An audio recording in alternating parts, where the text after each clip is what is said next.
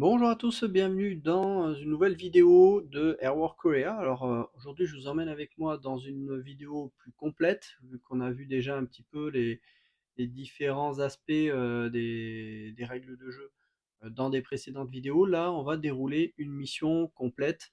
Je vais essayer d'aller assez vite au niveau des explications pour pas que ça soit non plus trop long. Donc on va dérouler les séquences de jeu, donc présenter les séquences de jeu ici, ensuite on aura les phases de navigation, je vous montrerai les planches de chargement sur lesquelles je travaille, les chargements des avions ennemis, et ensuite il y aura peut-être du dogfight et la phase d'attaque. On va essayer de trouver une mission assez simple.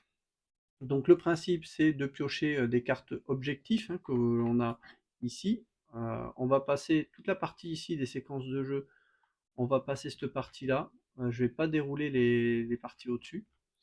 On va passer directement à la sélection de mission. Donc on va piocher 5 cartes. 5 cartes qui vont être des cartes mission. Voilà. Et on va piocher donc parmi ces 5 cartes une des missions que l'on va décider. Alors pour faire une mission courte, ça tombe bien, j'ai une mission ici en frontline. Donc ça va être ici sur les zones qui sont en frontale ici. On va jouer une mission comme ça, en frontline, comme ça, on n'aura pas trop de séquences de jeu à jouer. Notre carte mission, on va la mettre dans, alors, ça va être dans la partie, on va le faire en simple.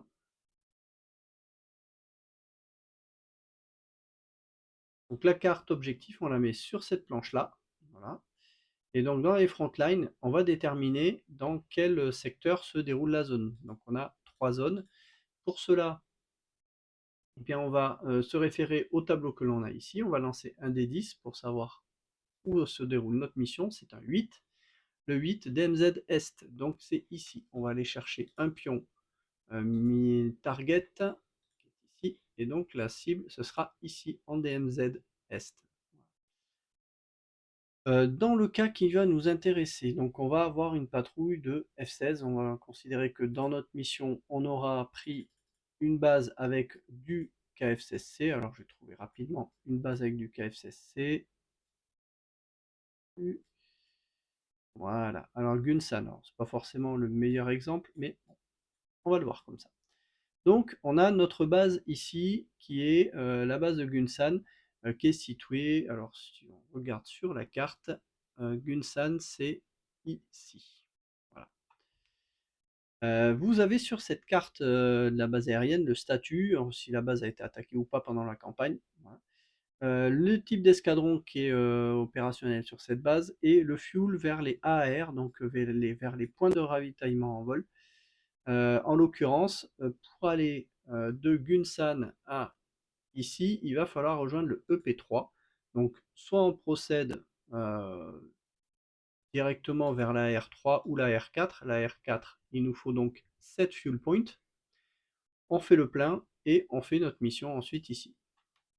Je pense qu'on va le faire parce qu'on est quand même assez éloigné. Donc, ça consommera 7 fuel points pour aller jusqu'au point de ravitaillement numéro 4. Voilà un peu le principe. Ensuite, préparation de mission. Est-ce qu'un tanker est disponible sur cette mission? Donc on va lancer un D10 de 1 à 9, ce sera le cas. Voilà, c'est bon, ça passe. L'intelligence, ça faudra que je vois si ce que l'on fait. Donc alors, on a quoi? C'est un petit moment que j'ai pas revu un peu toutes les séquences de jeu. Je m'étais concentré davantage sur des parties du jeu. Alors,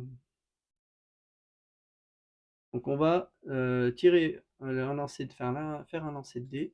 On a un 7. Un 7, c'est partial intel. Donc draw one threat card for the target. Donc on pioche une carte pour la menace. Donc ça veut dire qu'on va aller sur la target approach map. Et alors des threat cards. Ah ouais, des threat cards, c'est ça, j'avais changé. Pour ça. Donc je vais pouvoir piocher alors des SAM. Donc les SAM, ils sont ici. Et donc je pioche un SAM threat. Hop, ça tombe bien. J'ai un eau. Je sais déjà que la première cible, enfin la première menace qu'on va tirer quand on va arriver sur la cible, bah déjà c'est un no threat. Et là, on ne devrait pas avoir trop de 2 menaces. Ça, on va regarder ensuite sur la carte, j'ai pas regardé. On a une threat, ouais, une seule menace, ici qu'on voit. Donc on devait tirer qu'une seule menace, on a tiré notre menace, on n'en aura pas. Donc c'est bien, on sait qu'on n'aura pas de SAM. On aura une menace aérienne à tirer, mais au moins déjà on sait que on n'aura pas de SAM dans le secteur. Ça c'est déjà, ça va nous simplifier la tâche. Tâche suivante, la météo, je vais pas le jouer là. On va faire simple, voilà. La phase de planification d'attaque. Donc là, on va commencer à réfléchir au chargement de nos avions. Alors, on va rouvrir un petit peu ça. Sur notre carte, ici, on a, comme vous voyez, un 5 plus pour savoir si on a un AWACS. Est-ce qu'on va avoir un AWACS? C'est un 10. Ok, on aura un AWACS. Donc, je vais mettre un pion AWACS. On va le mettre là pour se souvenir qu'on a un AWACS. Ça pourra nous servir pour avoir ce qu'on appelle la picture, donc avoir des infos sur les avions, ça nous donnera quelques modificateurs de dés supplémentaires. L'attaque au sol, on va prendre donc les F-16, on va mettre 4 F-16 ici, et copier, on va faire ça. Et... Donc là, je vais charger le strike qui est ici avec 4 avions.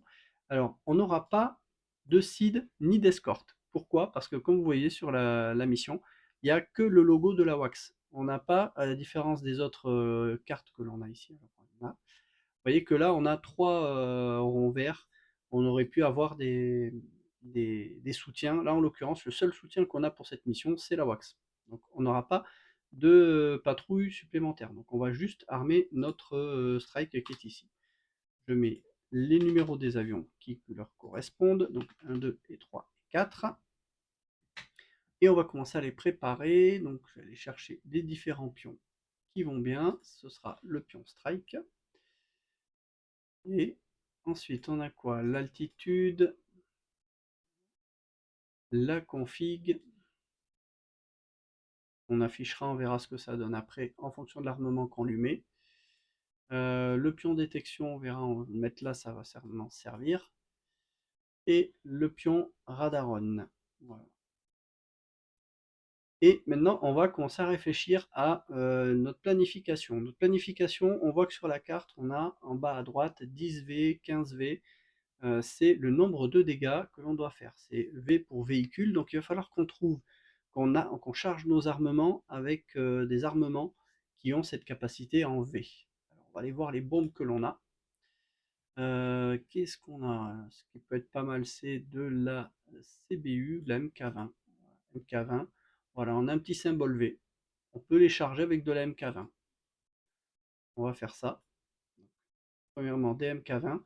Et on va mettre de l'armement. Alors, des bidons. Est-ce qu'on en met des bidons?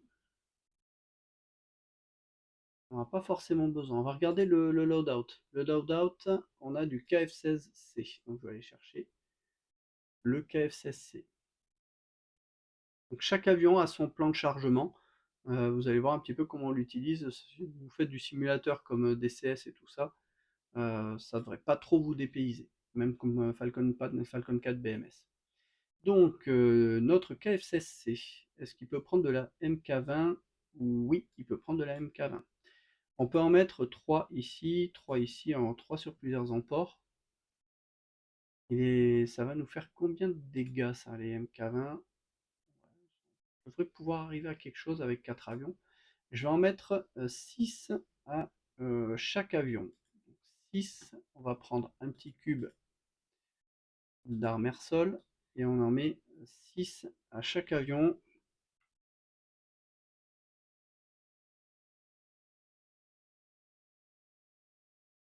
Le petit cube qui nous indique le nombre d'armements. On va mettre ensuite un bidon, 2 bidons, pardon, les bidons en bout d'aile pour chaque avion. Et en protection, on va mettre des missiles RR, on va mettre, pour être tranquille, de l'AIM 120C.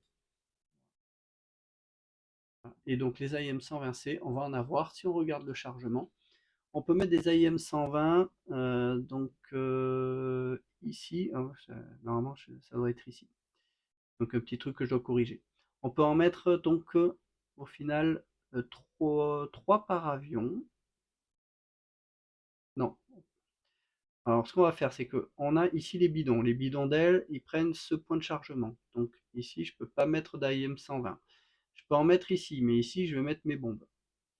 Et ici, j'en ai 2, donc je vais en mettre 4. On va en mettre 4 par avion.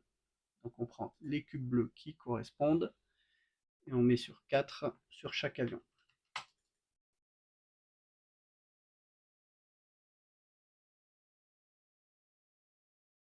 Et le fuel, c'est là qu'on va regarder le fuel.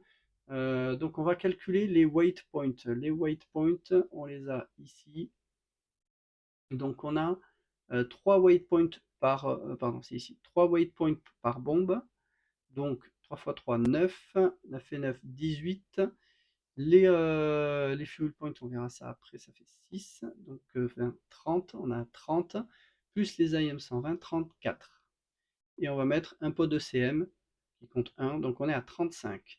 On est à plus de 25, donc on aura moins 4 sur les fuel points, sachant que les bidons nous donnent 4 fuel points chacun. Donc au final, on aura plus 4 fuel points par rapport à la configuration de base. Alors là, on l'a pas, il faut que je le fasse apparaître, je ne l'ai pas encore fait. Donc je vais mettre les fuels ici. Faut que je calibre un petit peu le nombre de points de carburant. Donc on va partir sur quelque chose qui va être, je pense, grosso modo ça. Ça me reste encore à calibrer, hein. J'estime qu'on devrait être à peu près à ça. Et on a terminé le chargement de nos avions. Donc vous voyez que bon là c'est facile, et après on fait ça pour chacune des patrouilles. Si on avait du CID, on le ferait aussi. Si on avait de l'escorte, on le ferait aussi. Mais vous avez la possibilité, voilà, avec ces planches-là, de charger en armement vos avions comme vous le voulez. Une fois qu'on a fait ça, on va définir le profil de bombardement. Bah, ce sera de la basse altitude. Donc il faudra qu'on descende à basse altitude ici sur la cible. On verra ça quand on arrivera sur la cible. Les séquences de bombardement, je vais vous montrer un petit peu à quoi ça ressemble. Alors on a ici, on va aller chercher ces GP bombes ici. Voilà. Et vous voyez que pour les MK20, voilà, c'est en fonction on lance un dé, ça nous donnera pour chaque bombe le nombre de dégâts qu'on fait. Et en fonction du type de bombardement qu'on fera, ben, on aura des modificateurs de dés qui augmenteront justement ce score-là. Ok, que de dire de plus? Je pense que c'est bon. Au niveau du chargement, on peut passer à la suite. Le plan de vol, ben là, on a défini déjà un petit peu notre route, hein. Donc on va décoller de ici, on va aller chercher le point de ravitaillement ici, on fera le plein. Donc je vais prendre le pion package.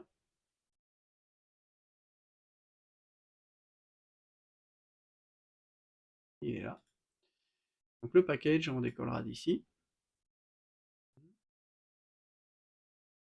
Le carburant, ben, on va évaluer ça rapidement. C'est-à-dire qu'en gros, quand on va être ici, on va faire le plein, on va revenir à le fuel. Donc là, pour y aller, on va consommer 7 fuel pour aller donc, au point de ravitaillement, comme c'est indiqué ici.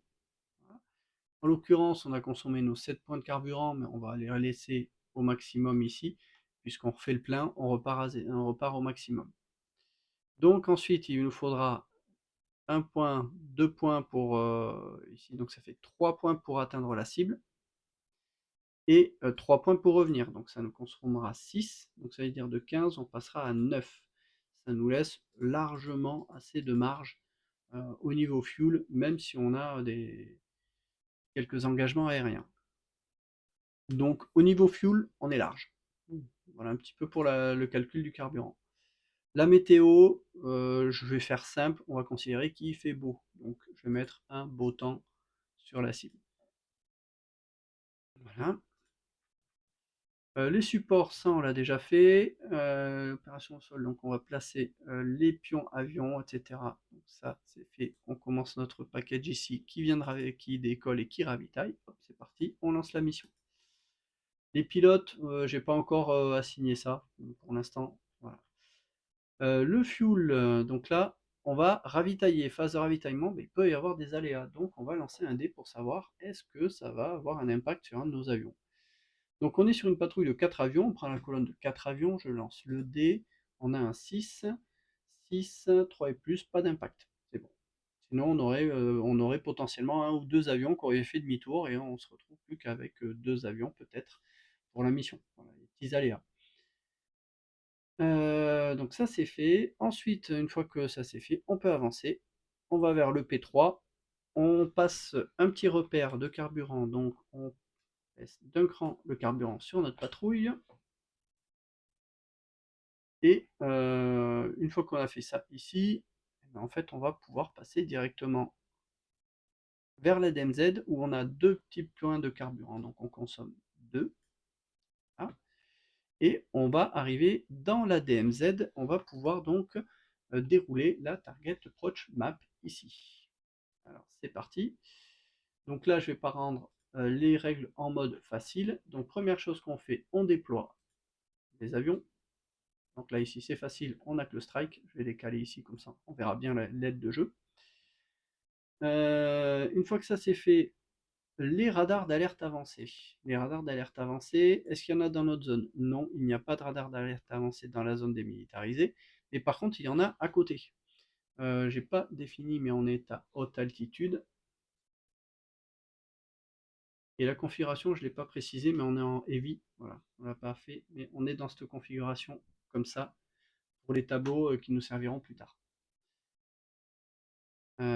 Donc, on n'a pas de radar dans notre secteur, on a des radars dans les secteurs adjacents. Donc, on est à haute altitude. Est-ce que je préfère la jouer à basse altitude? On va descendre à basse altitude. Vous allez comprendre pourquoi. Je me mets à basse altitude. Pourquoi je décide de me mettre à basse altitude? Eh bien parce qu'en venant à basse altitude ici dans le secteur, en fait, on est dans la colonne No, c'est-à-dire qu'on est trop loin des radars d'alerte avancée, et donc ils ne nous voient pas. Donc on reste non détecté, donc on ne met pas de pion sur cette partie-là. Donc le pion détecté qu'on a ici, en fait, on ne l'utilise pas pour l'instant. Pourquoi c'est important? Parce que ça va nous jouer justement un effet de surprise. On le verra après parce qu'on va justement devoir s'approcher de la cible. Alors, une fois qu'on a fait ça, on va définir les air threats. Air threat, sur notre carte de mission, on a une menace. Donc je vais tirer une menace aérienne. Je tire quoi? 2 MiG-29. Okay. Les 2 MiG-29, ensuite, je vais les positionner. Je vais lancer 2 dés. Je vous renvoie vers les autres cartes, les autres vidéos que j'avais faites. Donc 6 et 6, 6, 6. Donc ils vont être ici. Et ensuite, on va déterminer la direction avec un dé 10. C'est un 9. Un 9, c'est un drag. Donc on drague par rapport à notre patrouille qui est ici. On va les laisser comme ça. Pour être comme ça, ou on pourrait les tourner aussi comme ça. Donc on a 2 MiG-29 ici. On va ensuite déterminer leur chargement. Là, je ne l'ai pas mis ici. J'ai mis l'orientation, mais je n'ai pas mis le chargement. Alors le chargement des MiG-29. On va aller chercher les enemy loadout. Et on est ici dans la partie MiG-29. Ah tiens, j'ai pas changé, j'ai oublié de mettre les... Ici dans ces tableaux, ben, en fait vous aurez des scores de dés en fonction de ce qu'on va tirer. Admettons, on va faire un 4. Un 4, admettons, ça va peut-être être ici. Voilà. Donc il faut que je remette les scores de dés sur le tableau. Je me rends compte que j'ai fait des modifs, mais j'ai oublié de les remettre. Donc on aura 2 atolls et 2 Alamo A. Donc on va aller chercher le chargement de nos avions ici. On a donc 2 MiG-29. On va aller chercher les armements. Donc A2 Atoll et du AA10A. Donc chacun en a deux. Donc on prend ensuite les cubes qui vont bien. Hop, 2, 2. Et les missiles infrarouges, chacun en a deux. Voilà. Et je vais mettre les avions en question. Les PRK, MiG-29. Voilà. Et les MiG-29, je vais les mettre ici. Vous allez comprendre pourquoi je ne les mets pas sur la carte cette fois-ci, parce qu'en fait, comme c'est une patrouille, ils vont faire tous la même chose. Le numéro dessus et le leader, bah, j'ai juste à faire voilà, le 1, le 2, je peux les laisser sur cette carte-là. Et en termes de fuel, pour l'instant, je suis en train de réfléchir à annuler complètement le fuel de cette partie-là. Voilà, ensuite, les SAM, eh bien, on a donc sur la carte un SAM que l'on doit tirer, mais souvenez-vous, on l'a déjà tiré et c'est un Ostret. Voilà, donc on peut le remettre dedans. On n'aura pas de SAM. Donc c'est bien pour l'instant, on n'a que eux qui sont un peu dans le secteur qui vont venir peut-être nous taquiner. Une fois qu'on a fait ça, la position de la cible. On va regarder où est-ce qu'elle est. C'est un 7. Donc je vais prendre le pion target. Target. Et c'est un 7. Donc il va venir ici. On prend donc les références que l'on a ici. Donc, il faut qu'on aille, qu'on se déplace de là, là, là, jusque là, pour aller bombarder. Et ensuite on repart pour ressortir de la zone. Et on va passer maintenant à la phase d'engagement. Alors la phase d'engagement, les radar lock. Donc les radar lock, ils sont dès l'instant où on est dans le secteur frontal, c'est automatique. Donc je vais prendre les cartes avions.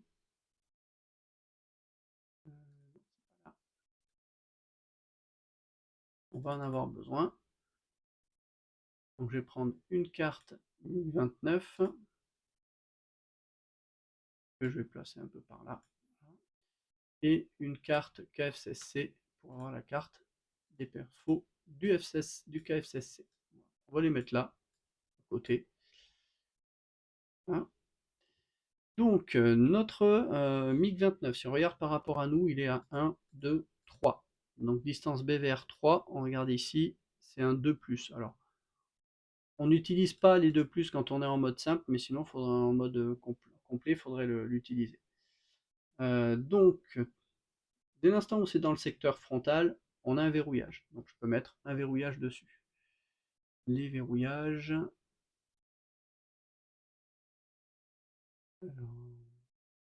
Radar lock, voilà, je les ai là. Hop, il y a un lock dessus. On considère qu'on a un lock sur les deux avions. Hein, ici. Si la cible, ensuite le brouillage. Donc, est-ce qu'il va brouiller? Pour les cibles qui sont en range de plus, c'est le cas. On est à plus de 2. On regarde le MiG-29, il a ici un ECM Gen 1. Est-ce que le CM Gen 1 peut brouiller le F-16 à distance 3? On doit regarder ici, là, colonne BVR 3. Non. Le Gen 1, il peut brouiller que BVR 4. Donc, il ne peut pas brouiller. Donc, on ne lance pas de dés de brouillage. Est-ce que lui, il peut nous verrouiller? Non, parce qu'il pointe dans cette direction. Donc, en fait, non. Il n'a pas de verrouillage sur nous. Nous, on peut le tirer. Alors, est-ce qu'on va décider de le tirer? Nos IM 120 pour une portée de 4 et plus. On a largement assez de missiles. On va les déblayer. Donc, on va tirer des missiles. Donc, je vais tirer un missile avec le leader, un missile avec le 2, hein, et hop, sur lui, on va lui mettre 2 missiles aux fesses.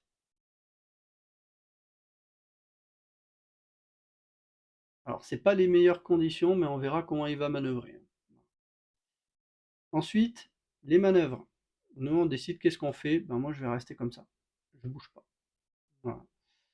Lui, il va lancer des leurres. Des leurres, si on regarde sa carte, il lui faut donc 2 ou 6. Il lance des leurres, il a un 7, donc il est supérieur à 7, il a 2 leurres. Et on regarde sur la carte de notre missile RR, donc on est sur l'AIM 120 C7, c'est moins 1 par chaff, donc on a déjà moins 2. Et on va définir ensuite la manœuvre qu'il va faire. On va avancer un petit peu plus pour les manœuvres, voilà. Donc on va lancer un dé ici, et on va voir ce qu'il fait. Donc il fait un dé 10, il a un 3. Le 3, c'est un crank, mais on regarde, est-ce qu'on a des modificateurs de dés? Oui. Donc si tu peux essayer d'attirer non. Il a un radar de. Il a un RWR, donc un système d'alerte de première génération, c'est le cas, c'est ce qu'on a ici, ECM Gen 1. Non, c'est ECM, c'est RWR, pardon, juste en dessous. Et c'est tout. Donc il y a moins de, au final, il se met en head. Donc en head-on, il nous fait face. C'est très bien, ça va donner des bonus justement à nos missiles, c'est très bien. Donc on a fait les chaffs, donc il y a déjà moins 2. Voilà. Et c'est tout, parce qu'on est dans cette partie ici, missile ARH, on n'a que les chaffs. Et on passe à la phase d'attaque missile. La phase d'attaque missile, on va regarder donc notre missile ici. On regarde comment ça a été tiré. On est en BVR, donc on dit 1, 2, 3, donc on prend la colonne BVR 3 ici. On est sur un head ici, donc on a sur un MiG-29 qui est alors, je ne l'ai pas précisé, mais quand ils sont en manœuvre comme ça, ils sont en heavy, avec dès l'instant où ils ont encore les missiles, donc les gros missiles, les missiles à guidage, un guidage radar. Donc, dès l'instant où ils ont ce genre de missiles, c'est des missiles un peu plus lourds, donc ils sont en condition heavy. Donc j'aurais dû lui mettre une config, où config, hop, voilà, ils sont pas comme ça, et comme ça. Donc c'est ce symbole-là qui va nous servir de repère sur les missiles ici. Donc on prend la colonne de l'avion qui va bien ici, donc MiG-21, plus 2, et donc en sachant qu'on avait moins 2 avec ces deux leurres, donc au final on a 0, pas de modificateur de D. Les différences d'altitude, on les joue pas en mode simple. Voilà. Donc je lance le dé. Chaque missile, si on regarde les missiles que l'on a là, 4 et plus, on touche. Premier missile donc qui va sur le premier avion. Le premier missile va sur lui, et le deuxième va sur lui. Premier missile, on a un 9, boum, lui déjà, adios. Deuxième missile, c'est un 6, terminé. Voilà. Deux missiles, hop, on a viré les menaces. Cool, on remet tout ça dans le pot. Ça, on supprime. Et on a déblayé le chemin, et là, on va être tranquille. Une fois qu'on a fait ça, est-ce qu'on a des SAM qui nous attaquent? Non. Voilà. Est-ce qu'on attaque l'objectif? Ben, on va pouvoir le faire, hein. Donc, mais pas tout de suite, on n'est pas à portée. Là, on regarde nos bombes, on n'a pas de marqueur en fait sur nos bombes, ce que l'on a ici, hein. Il n'y a pas de marqueur de distance. Dans certains cas, vous allez en retrouver. Alors, je vais vous montrer un exemple. Les bombes, les missiles, alarmes, voilà.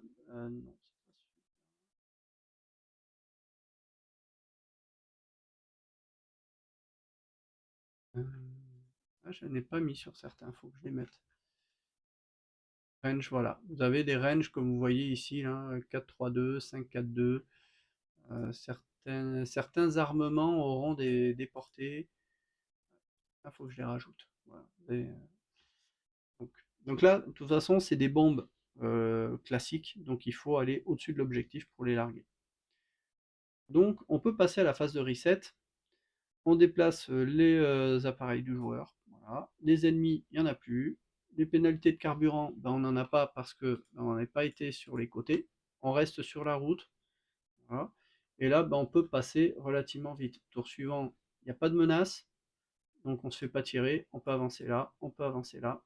Et on peut même directement avancer ici. Ce qui fait gagner du temps. Ce qui nous amène directement au-dessus de la cible, phase d'attaque. Et là, on va se référer à ça. Alors, quand on arrive dans la même cellule que la cible, on va faire vérifier l'effet de surprise. Quand on rentre dans cette zone-là, on va lancer soit un dé, soit on aura direct un effet de surprise. Alors, on regarde dans quelles conditions on est. Est-ce qu'on est ici, on est à basse altitude. On prend ça et on regarde les conditions. Est-ce qu'on est dans ce cas-là, on n'a pas été détecté précédemment par un radar? Donc c'est cool, tout à l'heure, on n'a pas ce pion détecté ici. Enfin, ici, là. Donc on est non détecté, donc le strike attaque en premier. C'est-à-dire qu'on va d'abord faire notre attaque, et ensuite, s'il y a de menaces, on va voir ça après, dans un deuxième temps. Donc on va larguer toutes nos bombes, hein. Voilà, on va faire du simple. Donc on a 6 bombes pour lui, et on doit faire 10 ou 15 dégâts. Alors, autant dire que les MK20, il va falloir que je calibre un peu, hein. Un D10, et le D10 nous met le nombre de dégâts. Donc je vais larguer les 6 bombes sur la cible. Ici. Je vais tirer 6 dés. 1, 2, 3, 4, 5, 6. Bon, là on voit 8. Ça fait 8 dégâts, 6 dégâts, 8 dégâts. Bon, on est largement au-dessus des 15. Donc en une passe, on a tout détruit. Il faudra peut-être que je vois pour changer un petit peu ça, ou alors que je change les MK20. Parce que là, ça paraît un peu trop bourrin. Voilà, vous voyez. Il y a des petites choses qu'il faut que je calibre. Donc là, en l'occurrence, quand on considère ça, la cible, elle est détruite. Pouf. En une phase, en une passe, on a déjà tout détruit. Donc tout le monde a largué ses bombes, hein, donc on va dire ça. Vous voyez, c'est le genre de choses, là, la phase d'attaque au sol et le calibrage en fait des dégâts, c'est encore un truc que je dois voir. Là, je vous montre juste un petit peu comment ça fonctionne, mais ça va forcément changer à l'avenir.